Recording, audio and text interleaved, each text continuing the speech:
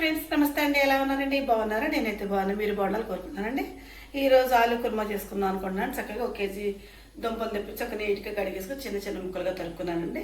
చక్కగా ఇదిగోండి, దానికి కావాల్సిన మరింత కరివేపాకు, అల్లం వెల్లుల్లి పేస్టు, పచ్చిమిరపకాయలు కాసిన కడిగి ముక్కలు చేశానండి. ఉల్లిపాయలు కాసిన ముక్కలు కోసుకున్నానండి కడిగి. మిరపకాయలు కాసినవి, కొద్దిగా ఆవాలు వేసుకుందామండి. బాండీ పెట్టేసుకున్నామండి. ఫస్ట్గా వెల్లుల్లిపాయలు ఇది పేస్ట్ చేసేస్తున్నానండి. ఉల్లిపాయ జీలకర్ర అల్లం కలిపి పట్టిందండి.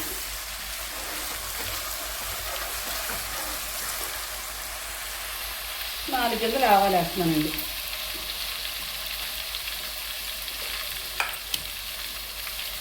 ఇప్పుడు మరింత కరివేపాకు వేసుకున్నాం కదండి, కరివేపాకు వేసుకుందాం.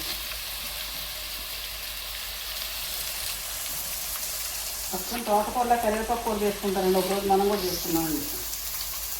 ఇదిగోండి, అంటే ఫస్ట్ అది కాకుండా కట్టకొల్ల కూరను తోటకూర కలిపి వండుకుంటారండి. చక్కగా ఇవి వేసుకుంది కదండి. ఏగా కప్పు చక్కమని మీరు వేసుకున్నాం. అది ముందుగా ఎండుమిరపకాయలు వేసుకున్నామండి.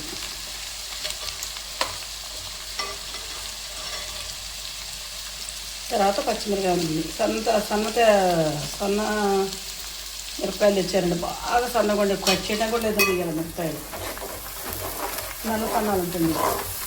చక్కగా ఇది వేగుతుంది కదండి. కొంచెం ఒక్క 2 నిమిషాలు చేతికి ఆగనిచ్చి, ఇది ఎందుకు ఏంటంటే వేసేది ఫ్లేవర్ మంచిగా ఉండడానికి కమ్మటి వస్తుంది. అక్కడ వేగితే బాగుంటుంది కదండి.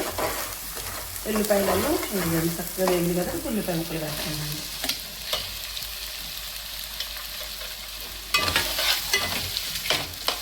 చక్కగా పేస్ట్ ఈ ఉల్లిపాయ ముక్కలు పచ్చిమిరకాయలు కరివేపాకు మొత్తం కలిసి కదా ఈ విధంగా చక్కగా తిప్పుకుందామండి. చక్కగా వేగరించుకుందామండి ఒక 10 నిమిషాల పాటు. ఇది కూడా చక్కగా వేగిందండి. ఇప్పుడు దీంట్లో మనం ఆలు ముక్కలు పోసేసుకుందాం. ఇవి కూడా దీనికి కావాల్సిన పసుపు, సాల్ట్, కారం. ముందుగా పసుపు వేసేసుకుందామండి.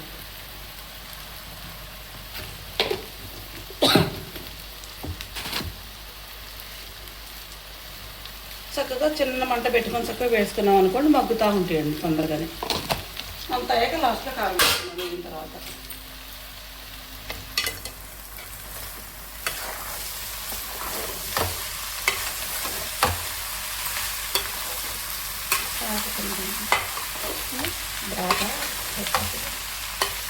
మధ్యాహ్నం ఉంటుందండి. ఇది కూడా చక్కగా మొత్తంలో కలిసి పెట్టినాము. అల్లం వెల్లుల్లి పేస్ట్ అడుగున వేగేసరికి అంటుకుపోయిందండి గిన్నెకి. అదంతా చక్కగా దాంట్లో మనం గరిటతో వేసేసుకొని చక్కగా ఏ విధంగా కలిసి వేసుకోవాలండి. చక్కగా ఒక పావు గంట సేపు చిన్న మంట మీద మగ్గనిచ్చుకుందాం. ఉప్పు అయితే తొందరగా మగ్గుతుంది కదండి. చిన్న మంట మీద మగ్గనిచ్చుకుందాం.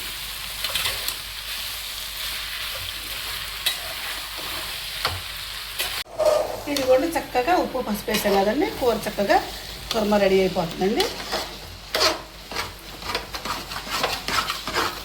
ఎంత తక్కువ ఏదైనా తొందరగా అడుగుంటూ ఉందండి ఈ మధ్య.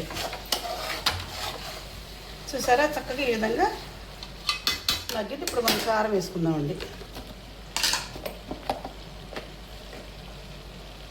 పచ్చిమిరకాయలను ఎండుమిరకాయలు వేసాం కదా, సరిపడ కారం వేసుకుందామండి.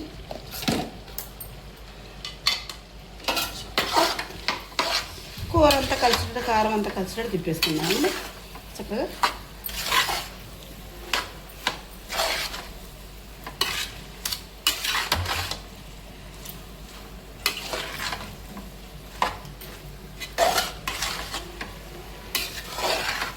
ఇదిగోండి చక్కగా ఈ విధంగా మనం ఉప్పు పసుపు కారం కూడా వేసేసుకున్నాం కదండి.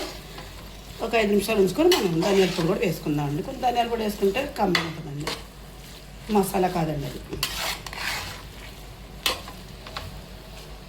ఇది కూడా కొద్ది ధనియాలు కూడా వేసుకుంటున్నాను. ఇందులో ఏవి లేదు, చెక్కను లవంగం ధనియాలండి.